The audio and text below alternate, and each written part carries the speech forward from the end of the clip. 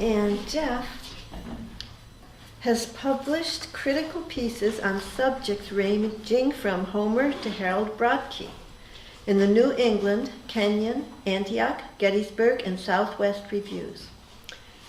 He's also published in scholarly journals. His anti-ebook, Screed, Kindle 451, was cited as a notable essay in the 2015 edition of Best American Essays. He is currently working on a novel, a memoir about watching the NFL, and an academic book on David Foster Wallace and the Western canon, and several other things. He has a PhD in English from Berkeley and is the humanitarians librarian at the University of, and I didn't use my microphone, of Oregon. U of O. Welcome, Jeff.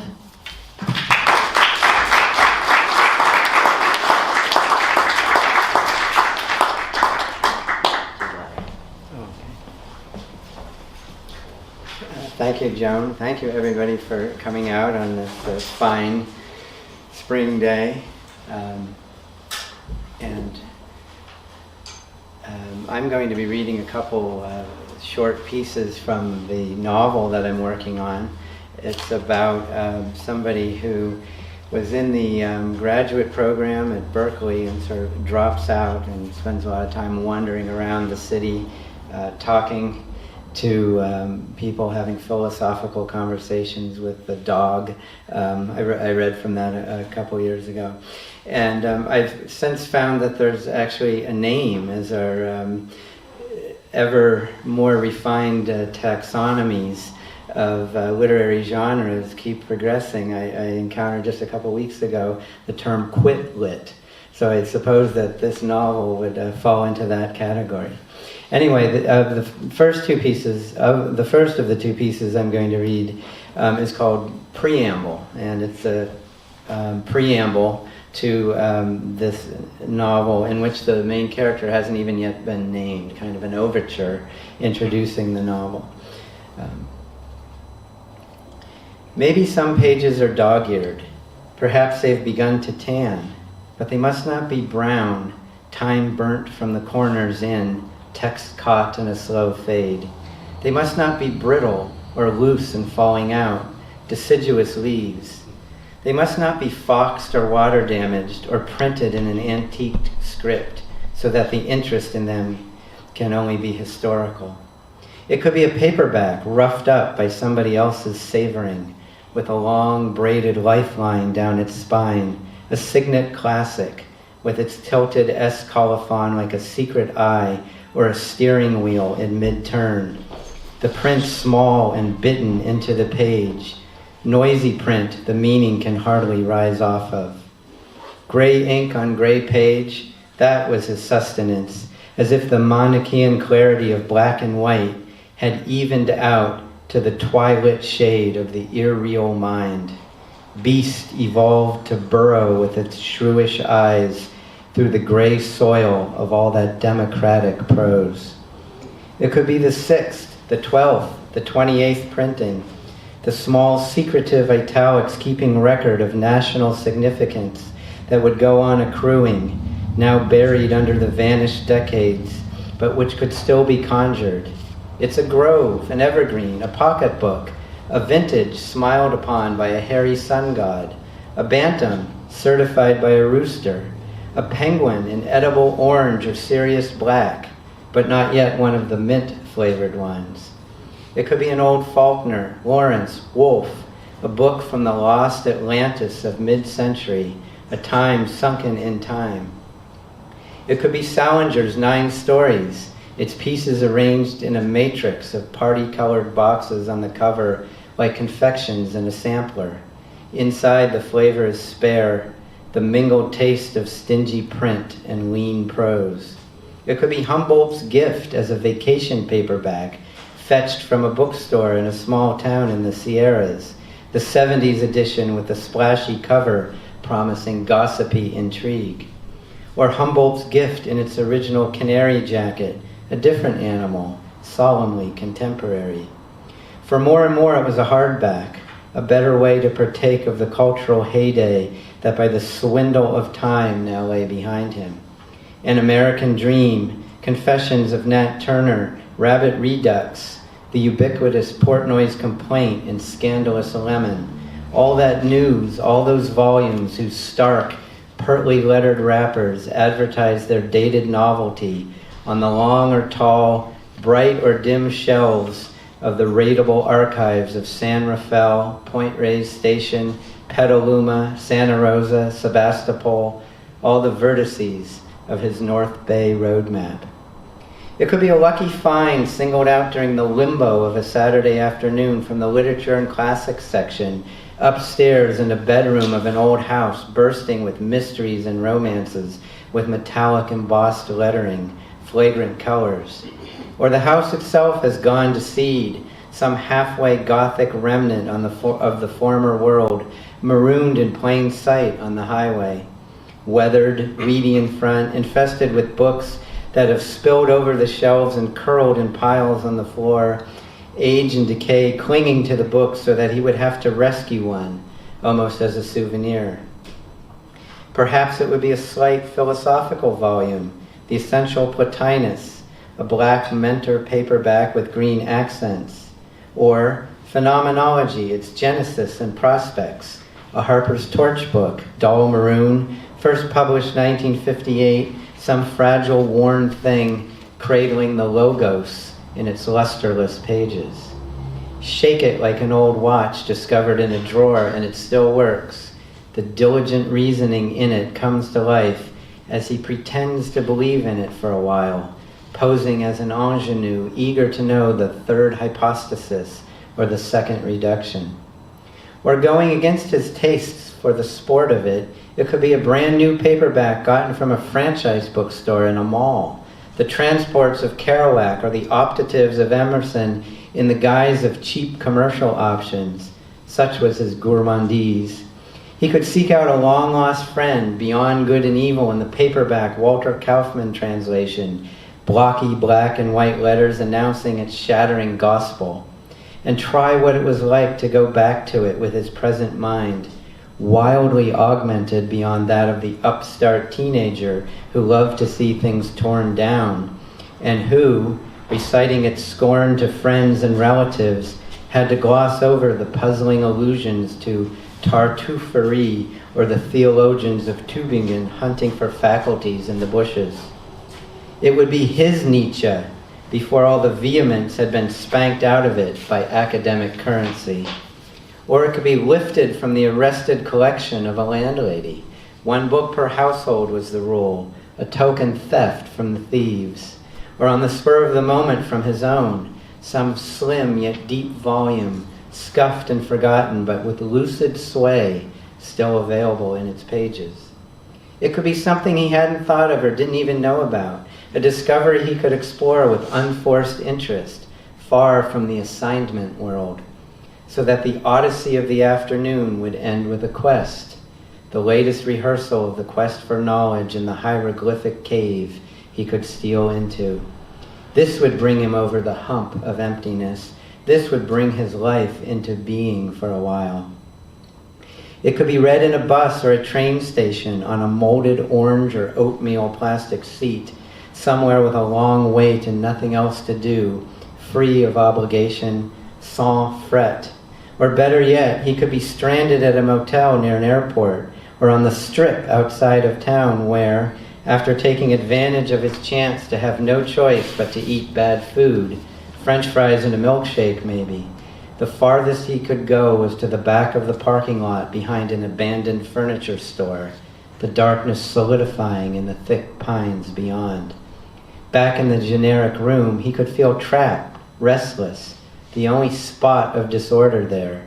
He could go over and push aside the curtains, heavy as an X-ray vest, and look out, assure himself there was no revelation in the cut-out shapes of the mountains against the sky, imagining himself a Clay E. Hopper figure with an unreachable prick of longing in his head. He could turn on the TV and run through the channels, conscious of this as bored behavior, but he mustn't waste his boredom on vain distractions. The thing was to let the boredom well up and fill him, get good and bored, sumptuously, achingly bored, until he all but cracked with it, and still there was no out.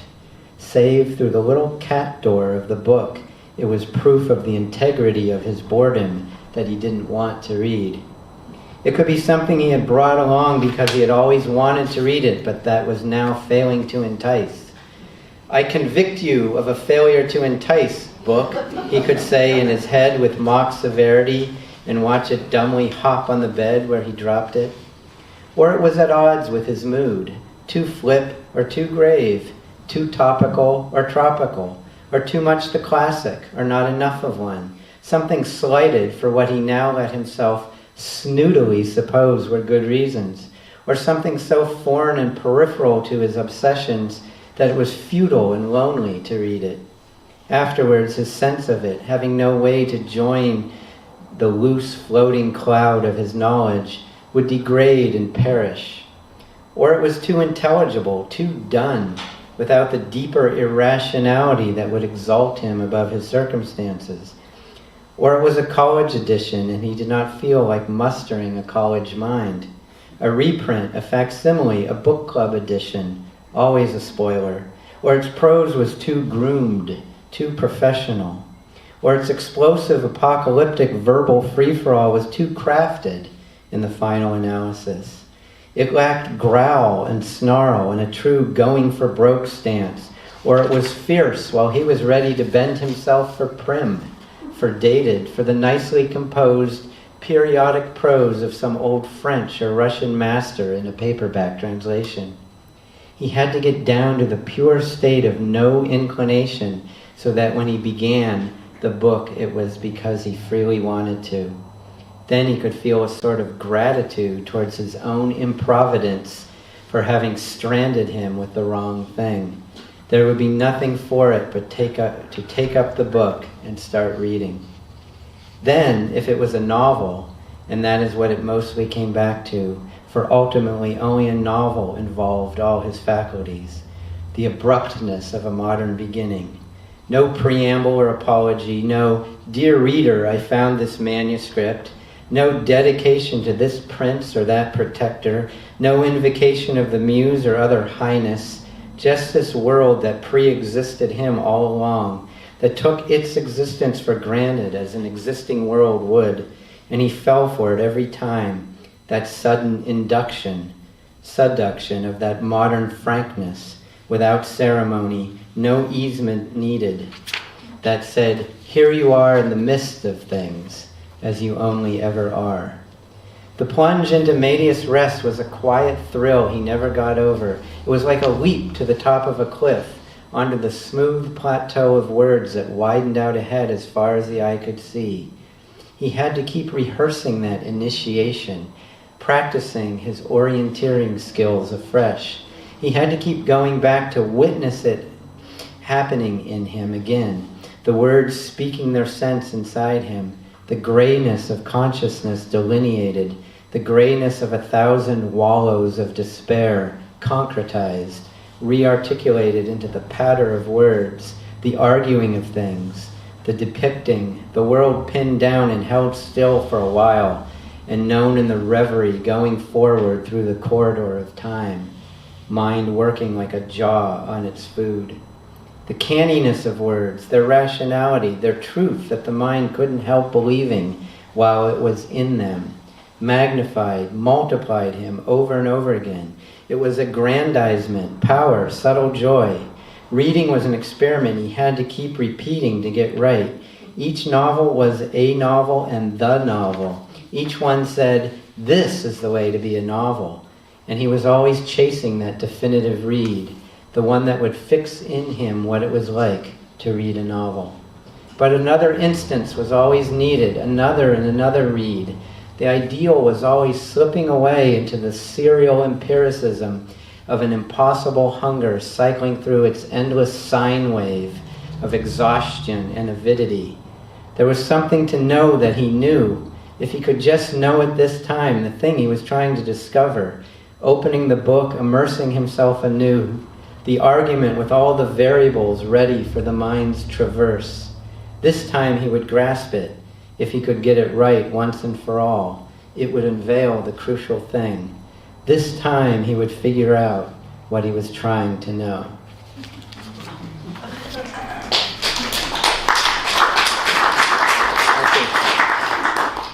And this is kind of a companion piece that is taken from later in the novel. By this time the character has been named. A book J.P. never found that summer was called On Being Wrong, which made perfect sense, since it didn't exist. But he looked for it, or no, he played with the idea of looking for it. Let the idea of looking for it stand as a metaphor for the daydream of an unattainable satisfaction. The one book he absolutely had to read, the one whose elucidations jibed with his most urgent intuitions. Playing with the idea of it meant really imagining it, acting as if he believed it really existed, perhaps thinking that if he could imagine it fully enough, it did exist, in a way. Going to a bookstore became, in his mind's shorthand, searching for wrong. Ideally, he would be unhinged enough to search for it in every one of the bookstores he haunted, tirelessly, desperately, picking through the philosophy sections, for that's where this most clarifying book would be hiding, taking out the thin volumes without titles on their spines to see if maybe one of them was it, reaching over the visible books to see if it had fallen behind them, getting up on the step ladder to sort through the books in horizontal piles atop the shelves, like some obsessive out of Hoffman or Balzac, enthralled to his idée fixe. But he was too clear-headed for that. He had to content himself with flirtation, comedy in the self's theater, a little imposture. The first time On Being Wrong occurred to him, he was eagerly considering all the options in the big, voluminous bookstore with the high ceiling and exposed metal rafters in San Rafael. Yet on this day, all the bounteous options were canceling each other out. He couldn't decide, and as his indecision continued, he began to wonder whether he really wanted to read anything anyway, or was just proceeding in the groove of wanted behavior. Collectively, the books looked old and shabby and doleful, a hodgepodge of former news, bids for attention, now lapsed into a general depreciation. It was as if merely by being there in the open space of the present, he had something over on them, or as if his own mood of rejection represented the leading edge of the zeitgeist and was itself the truly urgent subject. Bouts of such jadedness were becoming more and more frequent, yet usually he could finesse them with the zigzag method, offsetting his disaffection from fiction with nonfiction, and vice versa. But today his mood of rejection, he found, was all-encompassing and had to have its due. The minuscule voices in the books depended on him to animate them. But now all his eagerness had curdled into resistance and spite. The tight, serried rows of books, books of every shape, size, color, and age, the tawdry side by side with the stately, the dowdy with the dapper, were so many bags of meal squatting on the shelves. A dusky stillness reigned in the store, brushed only occasionally by the long skronking of the air brakes of the trucks coming down from the freeway. He was getting anxious. All this deadness oppressed him, and in a strange state of mingled defeat and triumph, he was heading out when the quite reasonable question occurred to him, what in the world would you want to read? On Being Wrong, his mind shot back, jumping at the question's invitation to think big. The idea struck him at once. Here was the book he had to read. If all the books were wrong, the book to read would be the one that explained how that could be so, that extracted intrigue out of his outlandish refusal. There was a sassy logic to it, a deft chiasmus. The wrongness of the books became the wrongness in him, but the wrongness in him was a charged nebula of feeling this rarest of books would help him understand. On being wrong, he repeated to himself as he drove off that day in his dented maroon Chevy Malibu, reveling in the fineness of the title that had so much balled up in it. On being wrong, he thought, almost chuckling to himself with with charmed disbelief at its slyness, its rightness, as he sped through the archipelago of lower Marin towns. Passing the Dinky D bookstore in Fairfax, he rolled down the window and apostrophized the dwellers on its shelves. "You're all wrong, because none of you is wrong. Only wrong is right." It wasn't until he had threaded the pass above Lagunitas and was out in the open land of West Marin that enough of the initial dazzle faded for him to make the connection between his title and the drift of his recent concerns. Wrongness had been a subject of his thinking around that time, quite a lot. As a theme, it had an aptness because, as he was starting to have to admit, he had an aptitude for it. It seemed like every time he arrived at a position, it didn't withstand outside scrutiny, or that the things that dawned on him with sudden clarity had been obvious to everybody else all along. He was always arriving late, and even then the things he said, he realized still later, weren't wholly true. It was a puzzling state, really, to be in, since it implied both a repeated falling into error combined with an ability to catch himself, but only in hindsight. But the really perplexing thing about it was that he thought so much about things. Was it some weird, perverse law, in general or in him alone, that said that the more one thought, the wronger one was bound to be? Or was it rather that he never really thought at all? That what he thought was a riot of thought gestures, intellectual reflexes and echoes, remembered or imagined arguments, thrusts and parries, cleverness, wordplay, bits of dialogue with some interlocutor in scenes his mind was always revising, refining, rectifying. Was it too much to ask of thought to think it might be something other than this? It was this tangle of reason and personhood that he sensed or posited On Being Wrong would treat with such singular illuminating power. Over the course of the next few weeks, he made further deductions from the original impression conveyed by the idea of On Being Wrong, adding something here and there like one assembling a model ship a little at a time. It would be in the existentialist vein, elevating wrongness to the status of a fundamental condition of human experience, along the lines of Kafkaesque guilt or Camusian absurdity. It would thus have originally appeared in French or German in the early 50s, possibly late 40s, and then have been translated into English a decade or so later. Physically, it would be a somber, bare paperback. He could see it unsteadily in the darkling space of his mind, crudely designed with the words of the title in a dull yellow lettering without borders, afloat in a somber brown or bluish black field. First, the first two, On Being, and then, in the same size but spaced midway between the ones above, Wrong, so that the two lines formed a triangle whose three-letter tip was only implied, like a statue with a missing nose. When he thought of its interior, he saw lines and lines of glyphs, all blurring into the grayness of sense, bearing a sustained attack on the inner meanings of wrongness. Still more distinct bits floated up into his mind now and then, part of a blurb for the back cover, in which his book was described as an In Praise of Folly for the Modern Era, a chapter heading on the monstrous given self, which would explore the peculiar person formed in early life before one had a say in it, whose predilections always turned out wrong from the standpoint of the more universal preferences one was eventually schooled into.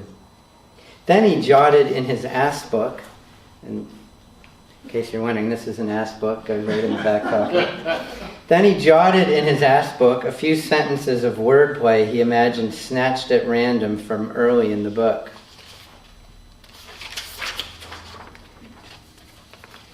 It was as if the initial WR combination, in accordance with its archaic meaning, harbors a mischievous power of twisting, a rogue agency still present in rye, wrench, ring, wrist, writhe, wretch, wrench. We may thus propose the following fanciful conjugation: right, rot, wrong, to indicate the corrupting power that invariably worms its way into writing and wrenches it awry, so that it is never wholly right. He was smitten by this for a couple of days, toying with versions of it in his head as he walked the dog or thought in the shower. The glimpse of a deep connection between wrongness and creativity was heartening. And to have read an actual fragment from his non-existent book seemed to move it further up the scale of the possible towards the tangible. He could pretend he believed it was a talisman that gave him hope that the world in which On Being Wrong existed and his own were included in one and the same reality. A few days after he had this fragment, however, he realized that his idea stubbed its toe on an unfortunate linguistic detail. If the book was originally written in French or German, as it would have to have been, then this fine passage about words beginning with WR was out the window. And neither French nor German had an equivalent idiom for to be wrong, which meant that there'd be no semantic cue for the heady analysis of wrongness as a state of being if the book had been originally written in either of those languages. Yet it had to be written in one of those languages. Its esoteric allure was unthinkable otherwise. So it was possible to think that even On Being Wrong was wrong. When he saw this, he felt a jolt of discouragement. Even his hypothetical book was fallacious and untenable. What expressions a language contained or not might seem an easy problem to solve, but trifling as it was, there was no way around it. If he could imagine a book, then he could imagine a French or German with the idiom needed by the book's title to be a viable English translation. But that would be a violation of what he now came to understand was one of his game's fundamental requirements, which was that the world had to be the same, save for the insertion of just this one thing. He would discover it, read it avidly, marvel at how it mirrored his thinking, wonder why it didn't have more of a place in intellectual history. Yet he wasn't really discouraged. He was indeed pleased, for was it not only too fitting that On Being Wrong was wrong? In any case, it was still there. His stealthy book hadn't gone poof just because it had bumped up against an impossibility in the field of the actual. Its contradictions lay side by side and could continue to do so. There was no reason their plus and minus charges should ever come into annihilating contact. Because On Being Wrong didn't exist, this and whatever other defects it might have could easily join all the other intuitions stuck together in the spectral nest of its being.